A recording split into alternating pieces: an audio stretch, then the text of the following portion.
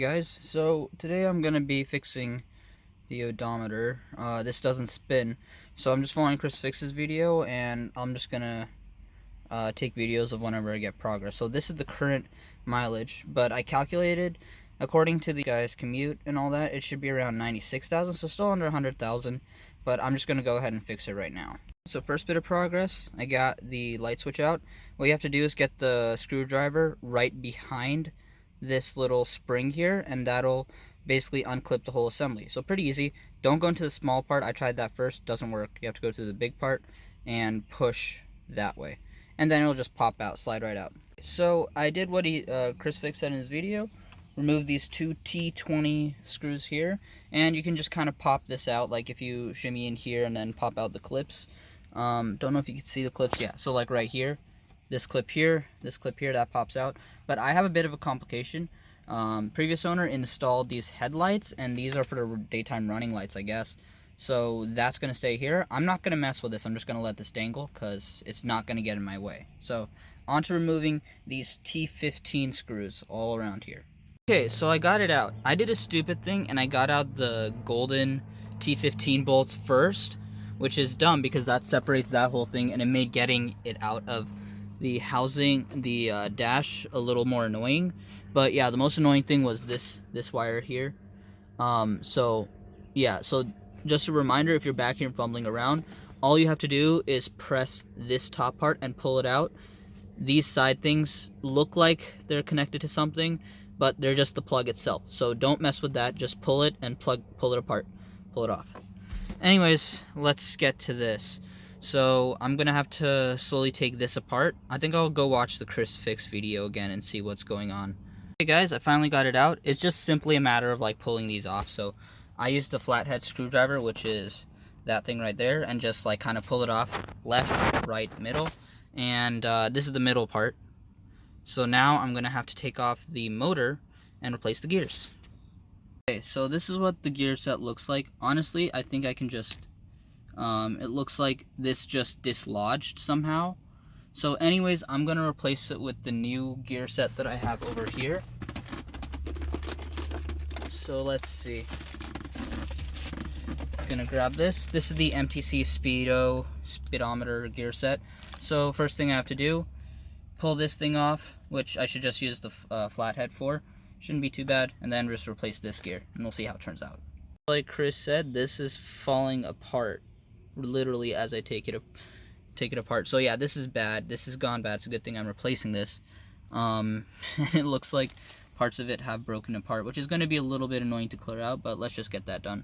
That's clear. You can kind of see it actually broke off at the end points, like the nubs, so that's why it wasn't spinning the odometer anymore. So I'm really glad this was the issue and it wasn't something more complicated. So let's just get this done. So now new gears in place. I'm just making sure the odometer's reading the same. So I'm keeping at 91901 because just for clarity, so I can say that I haven't messed with the odometer. Well, I have, but you can see video proof. It's the same as before.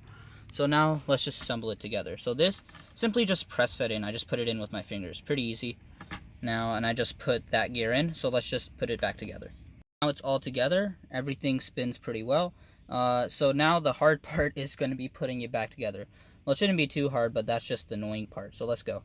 Alright, so now it's back together. Now all I have to do is take the 4 black screws like that. The rest of them are in my small bag there. Then I'm just going to plug this in first to the dash, then put it on, and should be good. And it is in. So this was easily the most fiddly part of the install. You have to connect the 2 black and white connectors behind it. So I did a black first because the black one is shorter. Then the white one I hooked in.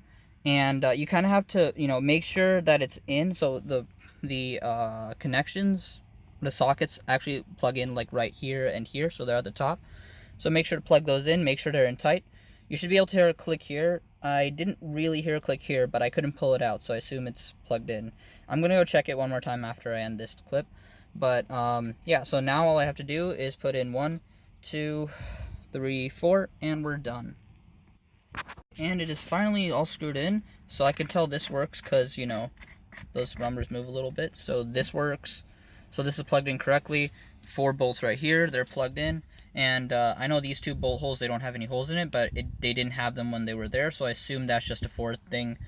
And one other thing, I did have to move, there was a little white kind of crimp here that was in the way, so I had to push that down. But that's just a me issue. You probably won't have that issue. That's just what the previous owner did with those headlights. So yeah, now let's just put in the bezel and clip them in. So clipped in, that was literally just a 2-second job. Just make sure to push the wires in a little more. Yeah, so that's good. And now I just have to put in the T15 screws here, or bolts, screw bolts, whatever you can call them. And you know you did a good job when you have 0 bolts remaining, except that one. That's my spindle knob, which I have to do for a job later. So let's just put these in and then call it a day. Little disclaimer: this clip fell out of my dash, so that's something you'll have to watch out for. So I guess this one's kind of weak, so I'll just put it back in there, and it should clip on. So yeah, just be a little bit careful. Let's see if I can do it right now. So let's just do that. Push it in, clips. There we go. It's a little loose, but you know, it should hold when the screw's in, so that's all good. Right, and now it's all done. Two T15 screw bolts here. Then just push this back in. This one is kind of loose, but that's just my problem. That just adjusts, however, that's fine. So yeah, now we're good. Now let's just give it a test drive and see if it works. So before, what happened is no matter what, this would not spin. So now that that's back together, I should be seeing this come up. So let's just go drive for a bit and see what happens. As you guys can see, odometer does work. Just gonna turn through this. Turn. And as you can see, numbers do go up. So we officially have working odometer. And while we're at it, I also adjusted the clutch because there's a little clutch adjustment thing on the clutch grommet in the under. I don't know what it's called, but I adjusted it, and now the clutch actually picks up higher too. Anyways, that's not the point. This works, and now it has hit 91,902 miles on the odometer for the first time in 2 years. So yeah, just for future video reference, I'm gonna peg the current miles like around 5,000 more. So I'm pretty sure this is still below 100,000 miles because the previous owner owned it for 3 years and just commuted back and forth with it to his job, which I believe is like 2 or 3 miles away. So there we go.